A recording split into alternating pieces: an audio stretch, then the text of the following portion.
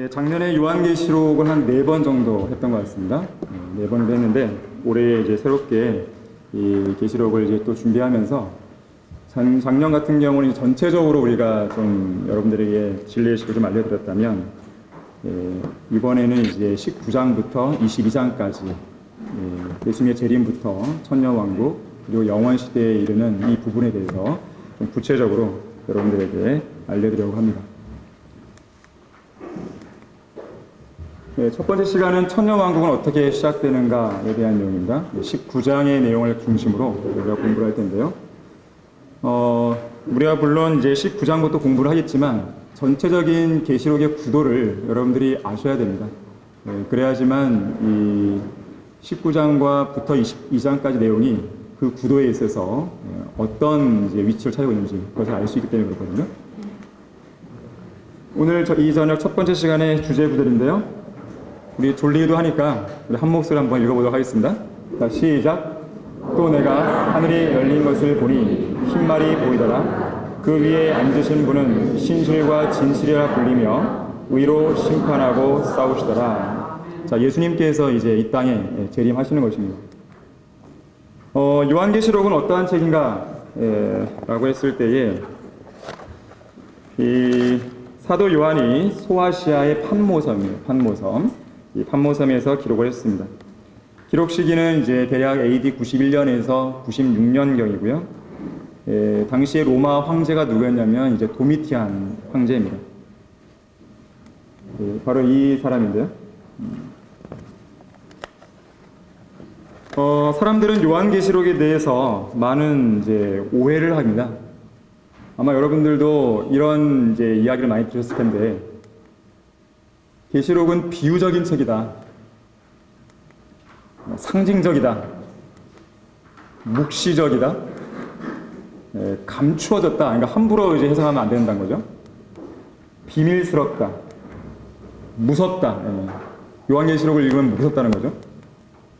그래서 결론을 내리기를 요한계시록은 우리가 보통 소위 말하는 평신도가 함부로 읽어서는 안 된다, 함부로 읽고 해석하면 안 된다, 어떤 특별한 이 목사님들만 이제 해석할 수 있다. 그래서 이 요한계시록 세미나가 상당히 많거든요.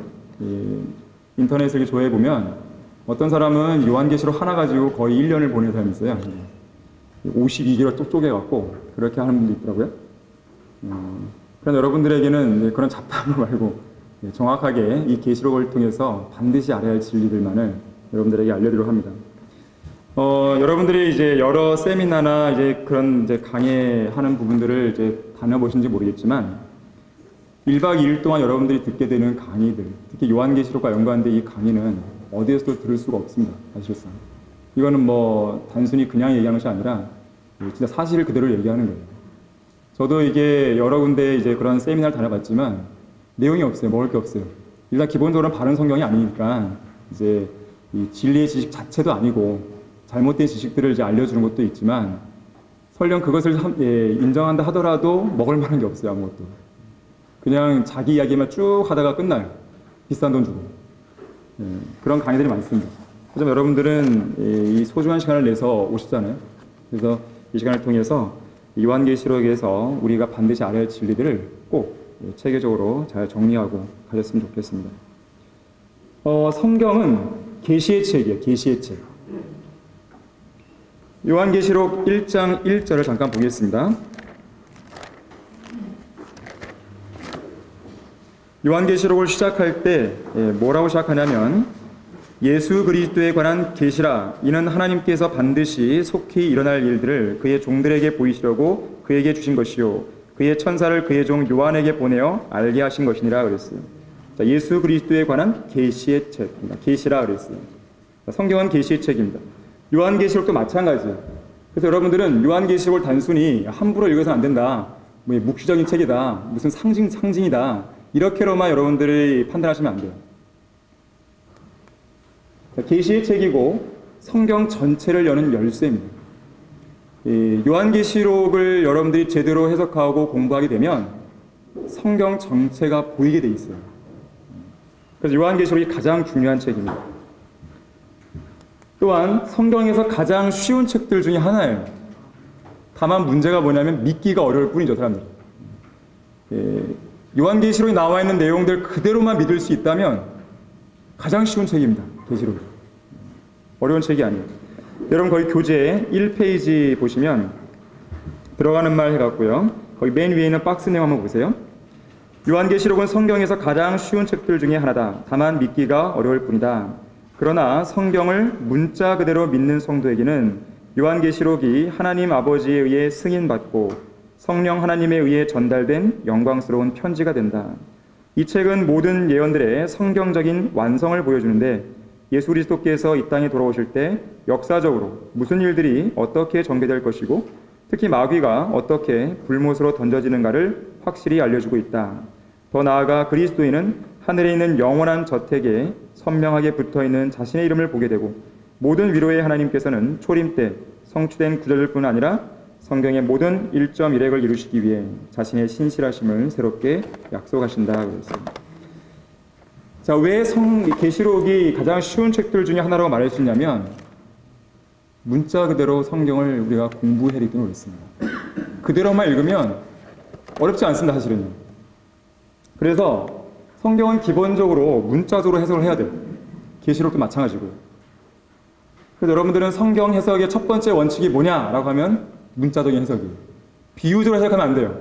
상징적으로 해석하면 안 됩니다. 비유적으로 해석하는 순간 사람마다 해석이 달라져 버려요. 누구 해석이 맞는지 모르는 것입니다. 하나님께서는 우리에게 언어를 주셨어요. 왜 주셨습니까? 우리와 교제하기 위해서예요. 우리가 기도할 때 우리의 언어로 기도하잖아요. 우리가 하나님 말씀을 들을 때도 언어로 듣잖아요. 성경도 뭐냐면 하나님께서 우리에게 분명하게 알 수 있는 언어로 기록해 주신 거예요. 무슨 이 언어, 이 단어 속에, 이 문장 속에 정말 비밀스러운 어떤 상징적이 숨어 있는 게 아니에요. 무슨 숨바꼭질 하듯이 하나님께서는 우리를 상대하시는 게 아닙니다. 너무 명확한 성경 말씀 우리에게 주셨고 그 말씀 우리는 있는 그대로 믿고 받아들이면 돼요. 그 이상도 그 이하가 아닙니다. 너무 쉬운 거죠. 그래서 우리는 문자적인 해석에 이 기본적인 원칙을 둬야 돼요. 그리고 적용할 때는 세 가지로 적용하죠. 역사적인 적용이 있고 영적인 적용이 있고 교리적인 적용이 있어요. 역사적인 것은 말 그대로 육하 원칙에 따라 적용하는 거예요. 언제 어디에서 누가 무엇을 어떻게 했나 이런 내용들이 있잖아요. 역사적인 사건들 가지고 얘기하는 거예요. 영적인 것은 우리가 교훈을 말하죠. 교훈. 이 성경은 영적인 교훈들로 우리에게 충분히 제시됩니다. 디모데후서 3장 16절에 따르면 성경은 교리와 책망과 바로잡음과 의로 훈육하기에 유익하다고 했어요. 교리가 가장 첫 번째고 그 다음이 책망, 바로잡음, 의로 훈육하는 이것이 다 뭐냐면 영적인 적용입니다. 그 다음에 세 번째는 교리적인 적용입니다. 사실 성경은 이 교리적인 적용이 가장 중요합니다. 제일 중요해요. 이것을 만약에 우리가 계시록을 좀 공부하니까 계시록에 한번 적용해 보면 요한계시록 1장에서 3장에 있는 내용에 보게 되면 이 계시록 1장에서 3장의 내용에는 7개의 교회가 나오거든요. 그 교회들의 상황이 나오는데 그 상황은 역사적으로 당시에 이 사도 요한이 계시록을 기록할 그 당시에 있었던 소아시아의 지역 교회들 그 자체의 역사적으로 적용할 수 있는 거예요. 두 번째로 영적 적용은 오늘날 우리 교회들 있잖아요. 이 교회 시대의 교회들에게 적용해 볼 수 있죠. 상황에다가 영적으로는 교훈도 얻을 수 있고 특히나 물론 이번에 우리가 배우진 않지만 이 7 교회의 모습은 2000년 교회 시대 역사를 보여주기도 합니다. 이건 참고적으로만 알아두시고요. 그리고 교리적으로는 환란 시대의 교리예요. 계시록에 나오는 내용은 교회 시대의 교리가 아니에요. 우리가 진짜 실제로 그것을 행해야 되는 그런 내용들이 아니란 말이에요. 환란 시대의 내용이죠. 이렇게 성경은 해석을 문자적으로 하고 적용을 세 가지로 할 수가 있는 것입니다. 요한계시록은 크게 세 개의 부분으로 나눠져요. 세 개의 부분. 이 도표는 간략하게 인간의 역사에 대해서 쭉 보여주는 거예요. 이 성경의 역사를 쭉 보여줍니다. 구약시대부터 우리의 신약교회 시대, 대환란, 천년왕국 이 시대를 보여주는데 계시록의 이 세 가지 부분을 이렇게 볼 수 있어요. 첫 번째는 여러분 거기 요한계시록 1장 19절 한번 찾아보겠습니다. 이 구절을 근거로 해서 요한계시록을 세 개로 구분하는 거예요. 계시록 1장 19절에 그러므로 내가 본 것들과 현재 있는 일들과 이후에 일어날 일들을 기록하라 그랬죠. 그 내용이 지금 계시록에 있다는 거죠. 자, 그럼 세 개죠. 내가 본 것들, 이거는 과거죠. 현재 있는 일들, 현재죠. 이후에 일어날 일들, 미래죠. 이 세 가지를 계시록은 말하고 있단 말이에요. 자, 어떻게 구분되냐면 우선 내가 본 것들이라고 하는 것은 요한계시록 1장부터 3장까지 내용입니다. 요한계시록 1장부터 3장까지가 내가 본 것들이에요. 바로 여기에 나오는 7개의 교회를 통해서 7교회 시대를 보여줘요. 두 번째로는요, 현재 있는 일들이에요. 이것은 계시록 4장부터 19장까지입니다. 바로 환란 시대의 내용이에요. 아까 앞전 그림에서 뭐라 그랬죠? 이 요한계시록의 교리적인 적용을 어디다 한다고요? 환란 시대에 교리했죠. 바로 지금 이 사도 요한이 이 대환란 때 일어날 일들을 지금 보여주고 있는 거예요. 4장부터 19장까지. 그리고 세 번째, 이후에 일어날 일들, 천년왕국과 영원시대, 20장부터 22장까지입니다. 이 세 개의 구분으로 계시록은 구분이 되어 있어요. 자, 그렇게 된다면 자연스럽게 이 세 개를 구분하는 분기점, 기준점이 두 개가 나오겠죠. 이것을 여러분들이 꼭 기억해 두세요. 계시록 4장 중요합니다. 계시록 4장에서 사도 요한이 셋째 하늘로 끌려 올라가요. 사도 요한은 교회의 예표입니다. 즉 요한이 끌려 올라간다는 것은 교회가 휴거된다는 거예요. 휴거. 교회가 휴거되면 이 땅에는 뭐가 펼쳐져요? 대환란이 펼쳐지죠. 그래서 지금 현재 있는 일들이 바로 환란 시대의 내용을 보여줘요. 그리고 두 번째 분기점은 계시록 19장입니다. 이 두 개의 장은 꼭 기억해 두세요. 계시록 4장과 19장. 19장에서는 누가 내려오시냐면 예수님이 내려오세요. 재림이죠. 재림하시면서 환란이 끝나요. 그리고 이제 천년왕국과 영원시대로 넘어가는 거예요. 자, 세 개의 구분과 두 개의 기준점을 반드시 여러분들 기억해 두세요. 4장과 19장입니다. 자, 이것을 다시 한번 보여드릴게요. 자, 여기서요, 사도 요한의 위치가 중요해요. 제가 여기 색깔 표시했는데, 사도 요한은 지금 현재 있는 일들, 이 대환란 때로 시간 이동을 한 것이에요.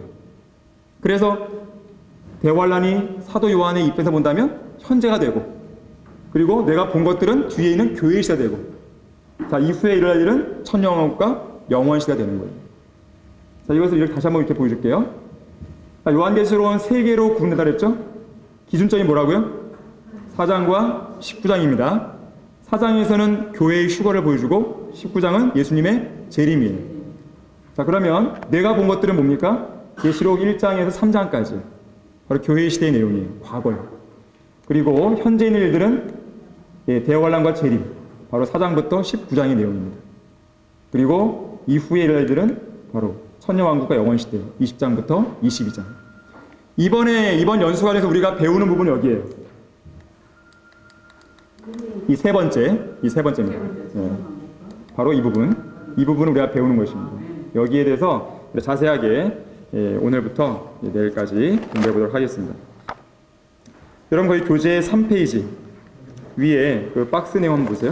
교재 3페이지.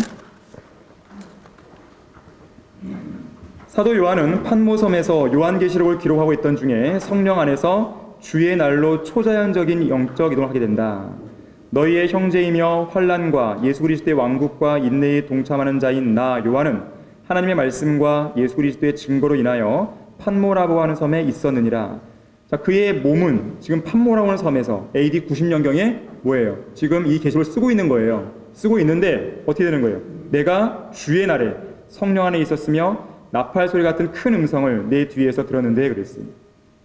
여기서 나오는 이 주의 날이 예수님의 재림을 중심으로 해서 일어나는 기간들입니다.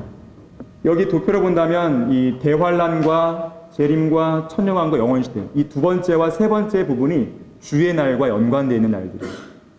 지금 사도 요한은 AD 90년에 위치해 있어요. 거기서 대환란과 재림, 이 천년왕국을 볼 수 있는 그 위치로 시간 이동을 하게 됩니다. 마치 타임머신을 탄 것처럼 쫙 이동해 온 것이죠. 이동해 와서 지금 현재의 이 대환란 가운데 있는 상황에서 쓰는 것이죠. 그래서 계속 보시면 쉽게 말해서 요한은 마치 타임머신을 탄 것처럼 주의 날, 곧 대환란과 재림이 벌어지는 미래의 시간대로 기적적인 이동을 한 것이다.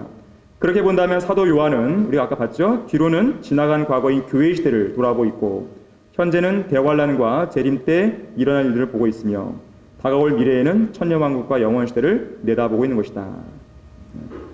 이번 연수 과정에서는 이 세 번째 부분을 보기로 하겠습니다. 우선 여러분들이 천년왕국을 좀 이해하기에 앞서서 기본적으로 성경에서 천국과 하나님의 나라를 잠시 여러분들이 좀 짚고 넘어갔으면 좋겠습니다. 먼저 성경에는 천국이라는 단어가 나와요. Kingdom of Heaven. 그래서 오늘날 사람들은 나는 죽으면 천국 가요 라는 말을 자주 하죠. 근데 사실은 엄밀히 말하면 그 용어는 좀 틀린 용어예요. 정확한 용어는 우리는 죽어서 하늘나라 가요. 이게 정확한 말이에요. 성경에서 천국 그러면 이 Kingdom of Heaven 그래갖고 이 물리적인 왕국이에요. 문자적인 왕국, 그리고 물리적인 왕국, 눈에 보여요. 눈에 보여. 그리고 실제적인 왕국이에요. 손으로 만질 수도 있어요. 지상에 이제 세워지는 왕국입니다. 또 정치적이에요. 정치적이에요. 먹고 마실 수가 있어요. 눈에 보이기 때문에. 그리고 천국은 메시아를 영접할 때 들어가게 됩니다. 사실 예수님께서 초림 당시에 이 천국을 전파하셨거든요. 내가 왕이다 라고 오셨는데 당시에 이스라엘 백성들은 그걸 거부해버렸어요. 그리고 그들의 왕을 십자가에 못 박아버렸죠. 결국 천국이 이루어지지 않은 것이 당시에. 천국과 여러분들이 구분할 단어가 바로 하나님의 나라예요. Kingdom of God. 아까는 뭐였어요? Kingdom of Heaven. Heaven은 하늘이죠. Kingdom of God. 하늘하고 하나님은 다르죠. 가질 수가 없습니다. 우리 애국가에는 하느님이 보호자 되는데 잘못된 거예요, 사실. 어떻게 하늘이 보호해요? 말이 안 되는 것입니다. 하나님의 나라. 그래서 영적입니다. 천국은 물리적인데 하나님의 나라는 영적이에요. 영이신 하나님의 영적 통치가 있고 눈에 보이지 않는 왕국. 여러분 교재에 다 있습니다. 내적인 왕국. 땅에 속하지가 않습니다. 아까 천국은 뭐예요? 지상 왕국이라고 했죠? 비정치적이에요. 먹고 마실 수가 없죠? 여기는 거듭날 때 들어갈 수 있어요. 우리가 요한복음에 보게 되면 이제 니코데모에게 예수님이 거듭나야 하나님의 나라에 들어갈 수 있다고 했잖아요. 근데 사실 예수님께서는 처음에 초림 때 오셨을 때 이 천국과 하나님의 나라를요, 동시에 다 전파하셨어요, 동시에.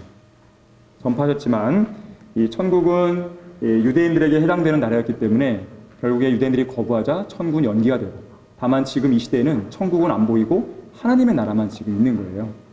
이 하나님의 나라 안에 우리가 들어와 있는 거예요. 여러분이 구원받았다면 다 들어와 있는 거예요. 우리는 지금 영적으로. 중요한 것은 우리가 이제 천국과 하나님 나라보다는 이제 바로 천년왕국이에요. 천국과 하나님의 나라가 합쳐진 게 바로 천년왕국. 물리적인 왕국과 영적인 왕국이 합쳐진 나라가 천년왕국이에요. 굳이 천년이라는 단어가 붙은 것은 뭐냐면 그 기간이 천년이기 때문에. 천년왕국은 역사의 황금시대입니다. 지금까지 살아온 모든 인류가 이 땅에 구현하고자 했던 나라가 바로 이 왕국이에요, 사실은. 정복자든, 정치가든, 과학자든, 경제 전문가든, 그들이 꿈꾸는 나라는 이 땅에 유토피아를 세우고자 하는 거예요. 유토피아를. 지상낙원, 황금시대. 하지만 천년왕국은 인간의 힘으로 세워진 나라가 아니에요. 인간이 하면 할수록 그것은 더 안 되게 돼 있어요. 그래서 예수님이 빨리 오셔야 되는 거예요. 예수님이 오셔야만 이 온전한 왕국이 세워질 수가 있는 것입니다. 천년왕국은 역사의 황금시대예요. 하나님의 아들을 통해서 이 땅을 통치하시려는 하나님의 모든 목적이 온전하게 성취되는 때입니다. 그래서 모든 예언의 완성이라고도 이야기할 수 있어요. 예언의 완성. 그리스도인들은 이 천년왕국에서 예수님과 함께하는 공동상속자로서 통치하게 됩니다. 통치. 예수님은 하나님께서 우리를 왕들과 제사장들로 삼으셨다 그랬어요. 여러분 거기 계시록 1장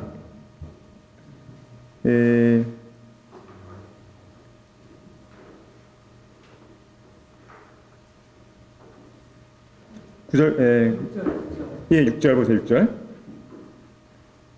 하나님 그의 아버지를 위하여 우리를 왕들과 제사장들로 삼으신 그분께 영광과 권세가 영원뭉토록 있을지어다. 아멘 그랬죠. 바로 우리의 신분이다. 신분. 우리가 천년왕국 때 이러한 모습으로서 우리는 주님과 함께 통치하게 될 것이에요. 그래서 천년왕국은 예수님의 재림과 더불어서 시작이 됩니다. 좀 복수 좀 하겠습니다. 앞으로 전개될 일들의 기본 순서를 여러분들이 좀 기억해 두셔야 됩니다. 그래야지만 이 요한계시록을 이해하고 또 계속 공부해 나갈 때 내가 지금 어디쯤에 공부하고 있구나 이걸 알 수 있거든요.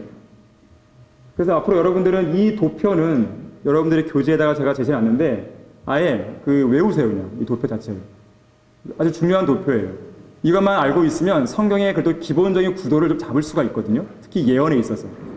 이 구도는 여러분들이 한번 여러 번 그려보시고 써보시고 설명할 수 있도록 그렇게 한번 해보셔야 돼요. 자, 교회가 휴거가 되죠. 그 이후에는 그리스도인들은 저 셋째 하늘에서 어떤 일이 벌어집니까? 그리스도의 심판서. 그리고 심판서가 끝나면 그 동일한 기간에 대환란이 있고요. 그리고 어린 양의 혼인식이 있어요. 이것이 끝나면 재림이 있고요. 그 다음에 아마겟돈 전쟁 있고, 그 다음에 천년왕국으로 가는 거예요. 다시 한번 볼까요? 처음에 뭐죠? 교회 휴거. 그 다음에요, 그리스도의 심판서. 그 다음에 밑에는 대환란, 그리고 혼인식. 그 다음은요, 지상 대림. 그 다음에 아마겟돈 전쟁이 있고, 천년왕국. 그래서 영원으로 이제 들어가게 되는 것입니다. 기본적인 구도를 이제 이해하시면 되겠습니다. 자, 예수님의 재림을 통해서 이제 천년왕국이 시작이 되는데, 여러분 요한계시록 19장 이제 본론으로 들어가셔서요. 요한계시록 19장 1절을 이제 보시게 되면, 이 일들 후에 내가 들으니 하늘에서 많은 사람의 큰 음성이 있어 말하기를 할렐루야, 구원과 영광과 존귀와 권세가 주 우리 하나님께 있도다 그랬어요. 할렐루야로 외치죠. 천상에서 이렇게 이 그림을 보시게 되면 모든 무리들이 하나님을 찬양하고 있습니다. 이 할렐루야라는 단어가 한글 킹제임 성경에서는 요한계시록 19장에만 나와요. 특히나 여기서 4번이나 등장합니다. 지금 1절에서 받고 3절도 할렐루야가 나오고요. 4절도 할렐루야가 나옵니다. 5절은 할렐루야가 나오진 않지만 5절 끝에 보세요. 너희는 우리 하나님을 찬양하라 그랬죠. 할렐루야 뜻이에요. 찬양하라가. 그리고 6절에 할렐루야가 또 나오죠. 왜 이렇게 19장이 다 몰려있는 것인가? 왜 이렇게 많이 나오는 것인가? 예수님의 재림 때만큼 하나님을 향해서 이렇게 강렬하게 찬양할 때가 없는 거예요. 가장 흥분되는 순간입니다. 가장 이 감정이 고조되는 순간이에요. 우리는 하나님께서 우리를 도우실 때 언제든지 우리는 주님을 찬양할 수 있지만, 특히나 하나님께서 원수들을 물리치시고 의와 그 공의를 실행하시는 그 장면을 볼 때 우리는 가슴이 복받 터져 나오는 것이에요. 정말 위대하신 하나님, 공의 하나님, 그 공의가 이루어지는 것이구나. 이거를 보면서 찬양하지 않을 수가 없는 거예요. 그래서 19장의 내용이 할렐루야로 이렇게 쭉 제시되고 있는 것이죠. 그리고 이어지는 7절에서 어린 양의 혼인식에 대한 내용이 나오죠. 기뻐하고 즐거워하며 그분께 존귀를 돌리세. 이는 어린 양의 혼인식이 다가왔고 그의 아내도 자신을 예비하였으나 그랬어요. 아까 어린 양의 혼인식은 뭐가 끝난 다음에 따르죠? 그리스도의 심판석 이후에 있었죠. 그리고 바로 재림 직전에 이루어집니다. 그래서 어린 양의 혼인식이 끝난 이후에 예수님께서 재림하시게 되는 거예요.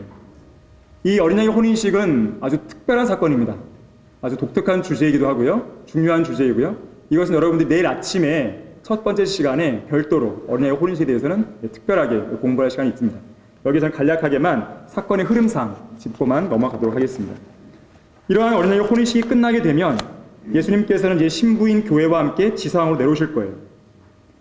이 어린 양의 혼인식이 펼쳐지는 동안에 이 땅에서는 어떠한 일들이 벌어지냐면 땅의 왕들이 아마겟돈으로 집결하게 됩니다.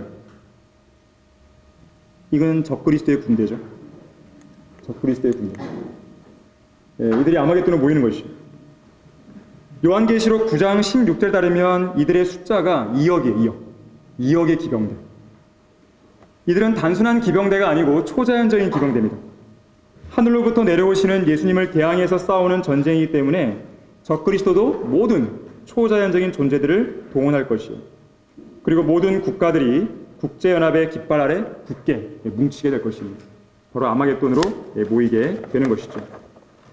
적그리스도의 군대가 아마겟돈에 집결하게 되면 바로 그때 이 2억의 기병대를 진멸시키실 예수 그리스도께서 재림하시게 되는 것이에요. 주님께서는 그때 흰말을 타고 오실 것인데요. 거기 11절 말씀 보시겠습니다. 또 내가 하늘이 열린 것을 보니 흰 말이 보이더라. 그 위에 앉으신 분은 신실과 진실이라 불리며 의로 심판하고 싸우시더라. 그의 눈은 불꽃 같고 그의 머리에는 많은 왕관이 있고 또 한 이름이 기록되어 있는데 그 자신 외에는 아무도 모르며 피에 적신 옷을 입었는데 그의 이름은 하나님의 말씀이라고 불리더라 그랬습니다. 여기 비록 그분 외에는 아무도 모르는 한 이름이 기록되어 있다고 하지만 우리는 그분의 다른 이름들도 볼 수 있어요. 11절에서는 신실과 진실로 불리죠. 13절은 하나님의 말씀이라 불리고요. 그리고 16절에서는 또 그의 옷과 널쩍다리에 이름이 기록됐는데 만왕의 왕 또 만주의 주라고 불립니다. 만왕의 왕 만주의 주. 여기는 그림이 나오는데 여기서 안 보시겠지만 널쩍다리에 이제 러커 목사님이 그림 그리실 때 여기다 써놓으셨어요. 만왕의 왕 만주의 주라고. 그리고 이 머리에도 가만히 이제 지금 이 내용은 그림으로 보는 요한계시록에 나오는 그림들이거든요. 그 그림을 보게 되면 실제로 많은 왕관들이 지금 쏘게 있어요. 이 그림 앞에.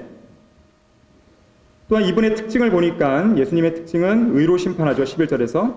또 15절에 보면은 입에서 나오는 예리한 칼로 민족들을 치세요. 또 맹렬한 진노의 포르들을 밟으십니다. 그래서 13절에서 피에 적신 옷을 입었다고 합니다. 피에 적신 옷. 여기 앞에 그림 보시게 되면 이 밑에 빨갛게 2억의 군대를 짓밟으시는 거예요. 짓밟으시니까 피가 옷에 튀는 모습이 보여지고 있는 것이죠. 자, 이렇듯 만왕의 왕이신 예수님께서 선두에 서셔서 이 하늘의 군대를 지휘하시게 될 것입니다. 우주를 가로질러서 내려오실 것인데 14절에 따르면요, 혼자 내려오신 것이 아니라 하늘에 있는 군대들이 희고 정결한 세마포를 입고 흰말들을 타고 따라요. 그 흰말 타신 예수님을 뒤따라서 내려오는 이 주의 군대가 나오는데 기병들이에요. 기병들. 그냥 군대가 아니에요. 기병입니다. 이 주의 기병들에 대해서는 성경에서 여러 군데서 언급하고 있는데 하박국 3장 8절에서는 주께서 주의 말들과 주의 구원의 병거들을 타셨나이까 라고 그래요. 구원의 병거들이 나와요. 말들이 나오고. 또 하박국 3장 15절에서는 주께서는 주의 말들을 타시고 그랬어요. 말들을 타시고 내려오는 것이죠. 솔로몬의 노래 6장 12절에서는 암미나딥의 병거들이다 그랬어요. 다 주의 군대를 묘사하는 표현이에요. 시편 68편 17절에서는 하나님의 병거는 2만이고 천사들도 수천이란 말이 나와요. 이 땅에만 말이 있는 게 아닙니다. 저 천사의 말이 있는 거예요. 지금 실제로. 지금 우리가 무슨 꿈 같은 얘기를 하는 것이 아닙니다. 실제적인 문자 그대로의 말씀을 하고 있는 거예요. 이 병거들은 열왕기하에 보게 되면 엘리야와 엘리사를 호위하기 위해 나타났던 불병거, 불말들 이렇게 표현되고 있어요. 말하자면 이 마지막 전투에서는요, 이 아마겟돈 전쟁을 치를 때 이 전쟁에서는 소위 말하면 기병들이 동원되는 거예요. 오늘날 사람들이 그러죠. 무슨 현대전에 말들이 등장하냐? 이렇게 말할 수 있을지 몰라요. 근데 그건 모르고 하는 소리입니다. 현대전에 분명히 말들이 이제 등장하게 될 것이에요. 마지막 전쟁 때. 이 재림 때도 재림 때지만 에스겔 38장에 보게 되면 이 곡과 마곡의 전쟁으로 불리는 그러한 비슷한 설명이 나오거든요. 그 내용을 보게 되면 말들이 등장합니다. 기병들이. 곡과 마곡 그러면 러시아거든요. 오늘날 러시아에 이 기마 부대가 길러지고 있습니다. 러시아는 전 세계 말에 70%를 보유하고 있다고 해요.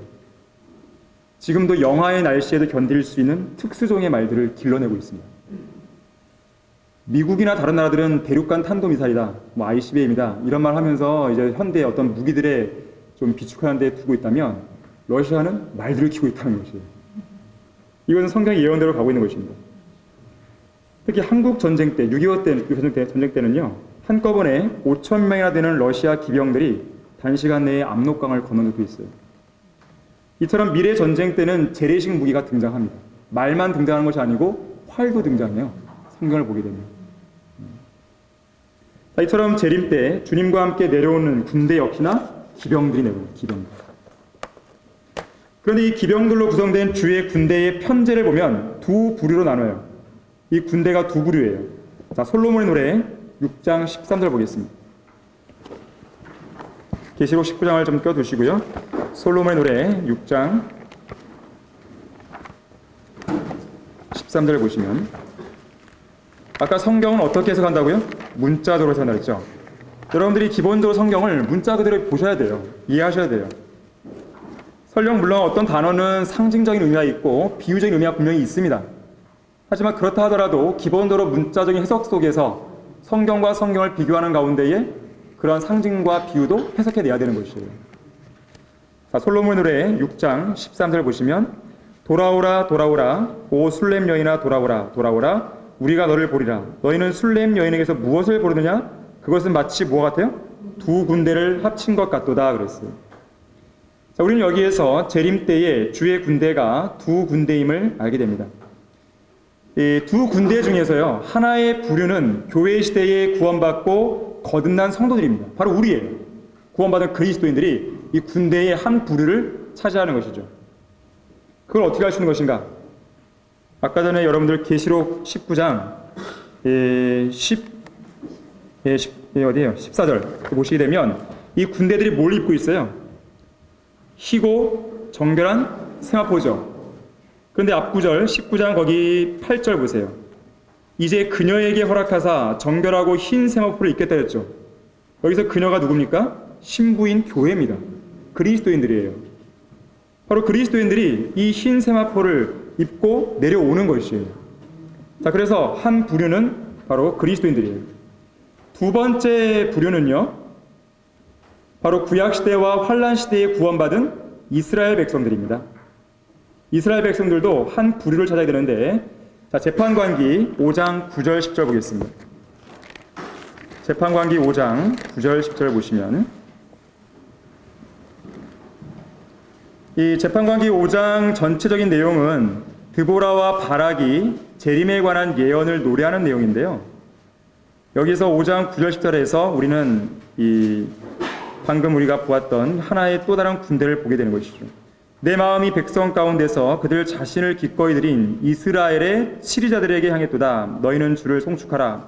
흰 나귀들을 탄 너희는, 재판에 앉은 너희는 말하라. 길을 따라 걸으라 그랬어요. 흰 나귀들을 탄 무리가 나오죠. 예수님이 초림 당시에 예루살렘 입성하실 때 뭐 타고 들어가셨어요? 네, 나귀 새끼 타고 들어가셨죠? 그것은 예수님의 재림을 보여주는 중요한 예표입니다. 바로 나귀를 타신 예수님처럼 나귀들을 탄 어떤 군대가 있는 거예요. 물론 이들은 이제 재림 때가 되면 흰말 타고 내려오는 것이겠죠. 자, 그래서 두 부류예요. 두 부류. 바로 그리스도인들과 이스라엘 백성들입니다. 그래서 그리스도인들은요, 신부이면서도 군대. 가장 아름답고 청순하면서도 늠름하고 담대한 사람들이에요. 오늘날 어떤 결혼식장 가서 신부 보고 참 담대하게 생겼네요, 이러면 큰일 나죠. 그건 욕이죠, 욕. 하지만 그리스도인들의 모습은 바로 그 모습이에요. 하나님 보시기에 가장 아름다우면서도 가장 용감한 그런 군대의 모습이에요.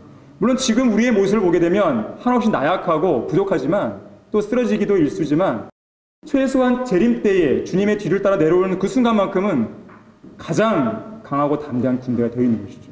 그것이 우리의 신분이에요. 자, 두 부류의 군대가 있는 것이죠. 자, 그래서 예수님은 가장 선두에 서셔서 여기 그림처럼 나를 따르라고 하시는 거예요. 팔을 딱 들으셔갖고. 그러면 주의 군대가 이 땅으로 돌아오게 되는 것이죠. 그런데 이 주의 군대의 모습은 참으로 초자연적인 모습입니다. 요엘 2장에 이 주의 군대에 대한 내용은 자세하게 나와 있어요. 여기서는 우리가 시간 관계 다 찾아볼 수는 없습니다. 다만 그 교재에 나오는 내용들로만 중심으로 해서 볼 텐데요. 이들이 행진할 때 대적들은요, 심한 고통을 당하고요, 요엘서 2장 6절에 의하면 얼굴이 새카맣게 변한다고 그래요. 마치 핵전쟁을 방불케 합니다. 핵전쟁. 예전에 그 일본의 그 히로시마에 원자폭탄 떨어졌을 때 그때 기적적으로 살아난 한 의사가 있었어요. 원래 그날, 그러니까 바로 그 전날, 그러니까 이 폭탄이 떨어지기 바로 그 전날에 이 히로시마에서 진료를 하고 있었거든요. 원래는 그날 밤 거기서 자려고 했었어요. 하지만 어떤 그 가져와야 될 도구가 있어갖고 집으로 다시 갔단 말이에요. 그리고 그 다음날 새벽에 바로 히로시마에 폭탄이 떨어졌어요. 이 상황을 잘 모르고 이 의사가 다시 이제 그쪽으로 진료하러 가는 길에 저 멀리서 얼굴이 새카만 사람이 그냥 막 걸어오는 거예요. 이 원자폭탄이 피폭된 것이죠. 자, 그러한 상황이 실제로 재림 때가 되면 일어나는 것이에요. 우리 초자연적인 군대 앞에서의 모든 사람들은 다 그렇게 변해버리는 것이에요. 그러한 큰 전쟁이 있는 것이죠. 자, 그런데 이러한 초자연적인 주의 군대에 앞서서 적그리스도도 초자연적인 기병대를 준비합니다. 요엘 1장에 보게 되면 메뚜기들로 묘사합니다. 사자들의 이빨을 가진 메뚜기라 그래요. 요한계시록 9장에 보면 이들의 모습이 나오는데 여기 그림 보십시오. 이런 모습이에요. 초자연적인 메뚜기. 이 끝없이 깊은 구름, 땅 속에서 올라오는 존재들입니다. 얼굴은 사람들의 얼굴 같아요. 머리카락은 여인들의 머리처럼 되게 길어요. 사자들의 이빨 같은 존재. 전쟁을 위한 기병대요. 이들의 숫자가 얼마라고요? 2억. 물론 이제 이런 초전적인 메뚜기들뿐만 아니라 전 세계에서 모여든 그런 이방의 군대들이 모이겠죠. 자, 이처럼 적그리스도는 하늘에서 내려올 주의 군대에 맞서서 아마겟돈 전쟁을 준비하게 될 것이에요. 하지만 주의 군대 앞에서 이들은 맥없이 무너지게 됩니다. 왜냐하면 다시 거기 요엘 2장의 부분, 바로 그 윗부분 보시게 되면 주의 군대는 대열을 흩트리지 않는 정예화된 군대입니다. 7절에 요엘 2장 7절에 따르면 또 칼 위에 쓰러져도 상처를 입지 않는다 그랬어요. 또 도둑처럼 창문들을 통해 안으로 들어갑니다. 요엘 2장 9절에서 도둑처럼. 왜 주의 군대를 도둑이라고 그랬을까요? 예수님이 어떻게 온다 그랬어요? 도둑처럼. 마찬가지죠. 우리도 그런 모습이에요. 도둑처럼 넘나들며 파괴하는 그런 군대가 되는 것이죠. 이 요엘 2장 10절에서는요, 주의 군대 앞에서 땅과 하늘의 현상들이 흔들릴 거라고 말씀합니다. 바로 우주를 이렇게 가로질러 내려오는 것이거든요.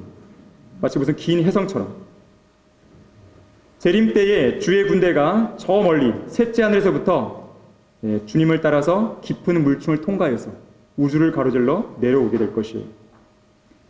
저 우주 끝에서 흰말탄 무리들이 우주를 가로질러서 내려올 때에 이 땅에서의 기병대는 지축을 흔든다고 하잖아요. 우리는 뭐예요? 우주의 축을 흔들어 버리는 것이에요. 엄청 무섭겠죠. 빛의 속도가 더 빠른 속도로 쏜살같이 내려오게 될 것입니다. 마치 혜성처럼 긴 꼬리의 행렬을 이루며 내려올 것이에요. 여러분이 어디에 있는지 보이십니까? 뭐 예수님 바로 뒤에 있을 사람도 있을 수도 있겠고, 아니면 저 멀리 있을 수도 있겠고, 어쨌든 우리는 어디에 위치했든 간에 참으로 영예롭고 영광스러운 군대라는 건 분명한 것이에요. 그런 가운데 우리는 쭉 내려오게 되는 것입니다. 그래서 우주에서 대기권을 진입해서 이 지상으로 내려올 것인데요, 최종 목적지는 예루살렘이에요. 그러나 그 전에 아마겟돈 전쟁을 치르시게 될 것입니다. 거기 교재의 6페이지 한번 보세요. 6페이지 그 아래에 있는 박스 내용 보시게 되면, 아마겟돈 전쟁은 마귀가 세상 나라들을 모아서 하나님과 그분의 백성을 대적하기 위해 싸우는 전쟁이지만, 엄밀히 말하면 하나님께서 그들을 한 번에 멸하시려고 모으시는 전쟁이다 그랬어요. 이 요엘 3장 9절에서 11절 말씀인데요, 너희는 이것을 이방인들 가운데 선포하라. 전쟁을 예비하며 용사들을 깨우고 모든 전사들로 가까이 오게 하며 그들로 올라오게 하라. 너희 보습을 쳐서 칼을 만들고 너희 낫을 쳐서 창을 만들라. 약한 자로 나는 강하다라고 말하게 하라. 너희 모든 이방들아 모여서 오라. 다 함께 주위에 모이라 그랬어요. 쉽게 말하면 올 테면 와보라 이거예요. 너희도 한번 모여서 한번 대적해 볼 테면 대적해 보라 이거예요. 그런 다음에 곧바로 이 선지자가, 요엘 선지자가 하나님께 이렇게 간구하죠. 오 주여, 주의 용사들로 그곳으로 내려오게 하소서. 이 주의 용사들이 누굽니까? 주의 군대예요. 우리 아까 설명했던. 이방으로 깨어서 여호사밧 골짜기로 올라오게 하라. 이는 내가 거기에 앉아서 주위의 모든 이방을 다 심판할 것이미로다. 자, 주의 군대가 내려오는 것입니다. 자, 이렇게 적그리스도의 군대와 예수 그리스도의 군대가 맞붙는 지상 최대의 전쟁이 벌어지는 것입니다. 주님께서는 그때 이방 민족들에 대해서 진노의 심판을 행하시는데, 그것을 요엘 3장 13절 이렇게 말씀하죠. 너희는 낫을 대라. 이는 곡식이 익었습니다. 너희는 와서 밟으라. 이는 포도주 틀이 가득 차고 독들이 넘쳐나미니 그들의 죄악이 크기 때문이라. 이것은 악인들을 심판하고 불못에 던지기 위한 추수입니다. 긍정적인 의미의 추수가 아니죠. 심판을 위한 추수예요. 하나님께서는 이들을 거두어 진노의 큰 포도를 던져놓고 짓밟으시는 것이죠. 여기 한번 그림 보세요. 여기 아래쪽에 있는 이 군대가 바로 주의 군대. 아까 그 우주를 통과해서 내려오는 군대고, 저기 멀리 이 빨간 원에 보이십니까? 사람들이 집결되어 있어요. 여기 아마겟돈 2억의 군대가 집결되어 있습니다. 최후의 격전지예요. 여기는 무깃도 언덕이라고 얘기해요. 무깃도 혹은 아마겟돈.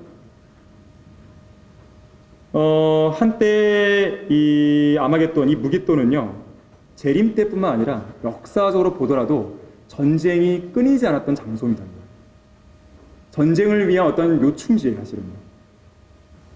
그래서 한때 이곳을 점령했던 이집트의 투트모세 3세는요, 이 무깃도를 차지하는 것이 1000개의 성읍을 점령하는 것에 맞먹는 효과가 있다고 그랬어요.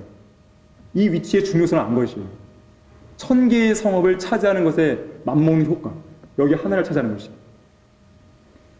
1799년 이 지역에서 터키 군대와 일전을 치렀던 나폴레옹, 이렇게 말했습니다. 전쟁을 위해서 이 무깃도보다 더 좋은 장소는 없다 그랬어요.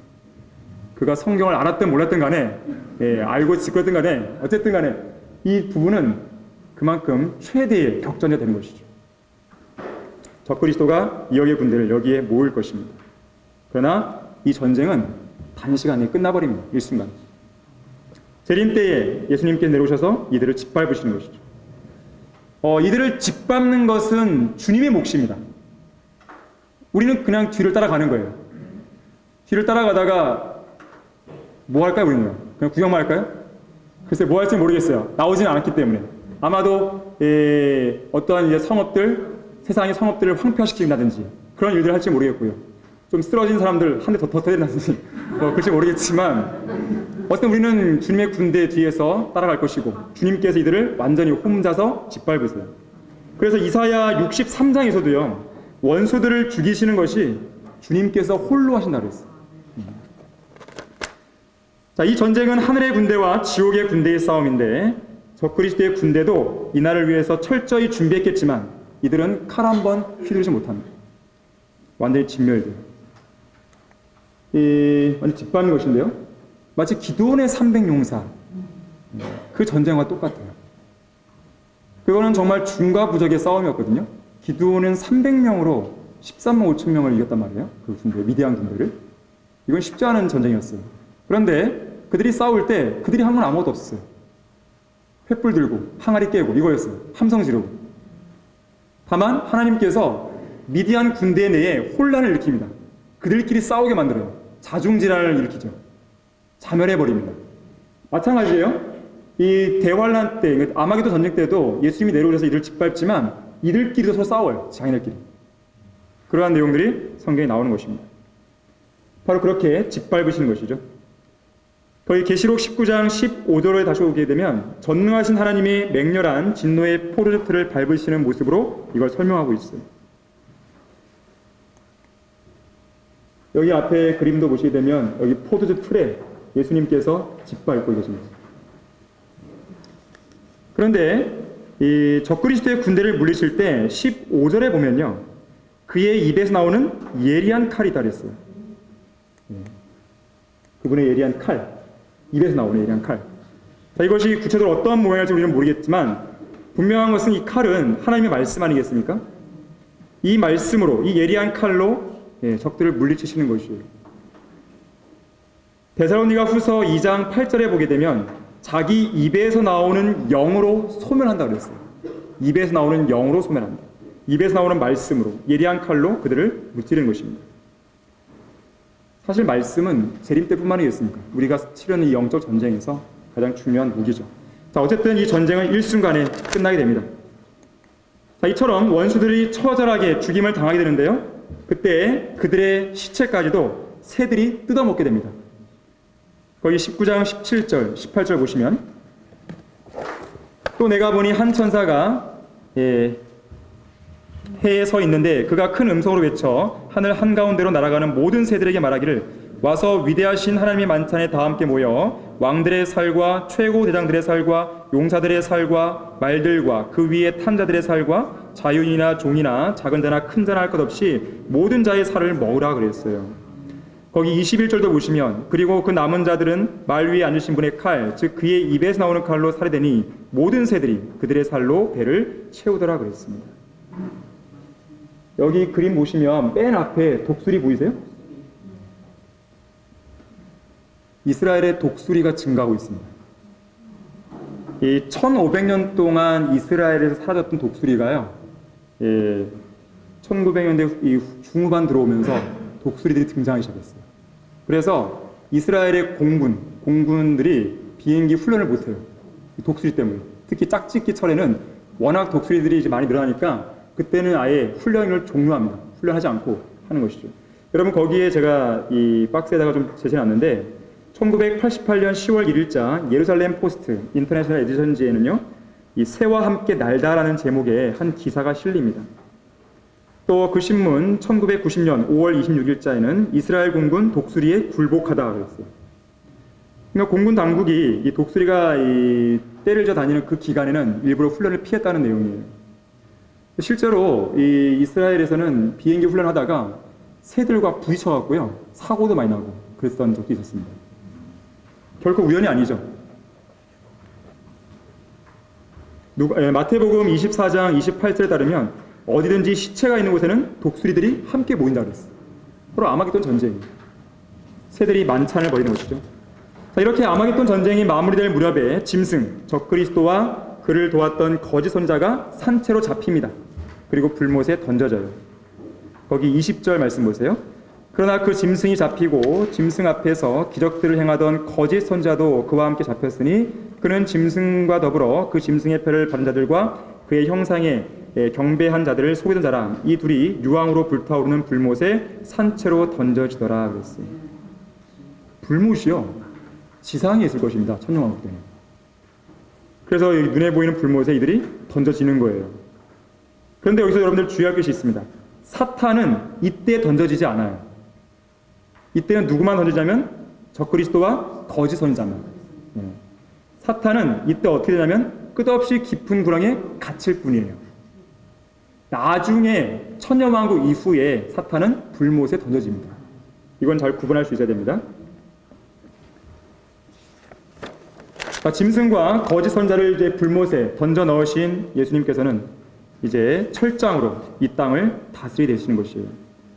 거기 계시록 19장 15절 다시 한번 보시면 그의 입에서는 예리한 칼이 나와서 그것으로 민족들을 칠 것이요 또 철장으로 그들을 다스릴 것이며 그랬어요. 철장으로 통치하시는 것입니다.